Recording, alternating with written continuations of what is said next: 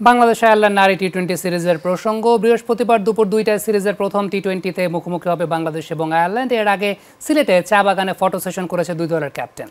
১৭০ বছরের পুরনো সিলেটের ঐতিহ্যবাহী মলিনছড়া চা বাগানে চা শ্রমিকের বেশে সেজে ৩ ম্যাচের টি-20 সিরিজের ট্রফি উন্মোচন করেন বাংলাদেশ অধিনায়ক নিগার সুলতানা জ্যোতি এবং আইরিশ অধিনায়ক গ্যাবি লুইস।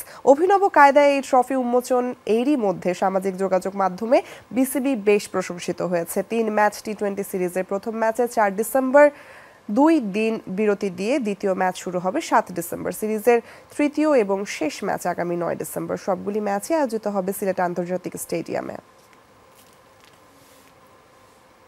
টি-20 দলে কিছু চেঞ্জেস আছে এবং আপনাদের দেখবেন কিন্তু সুপ্তা আপু অনেক বেশি ভালো খেলার কারণে তার ইন্টেন্টটা ডিফারেন্ট ছিল, কারণ তাকে টি-20তে সুযোগ করে দেওয়া হয়েছে এবং প্লাস হচ্ছে কিছু প্লেয়ারকে ইনক্লুড করে যারা হচ্ছে টি-20তে মোটামুটি ওরাই বেশি মোরালেস খেলে। সো দিক থেকে আমি তো কনফিডেন্ট টিমের বিষয় নিয়ে।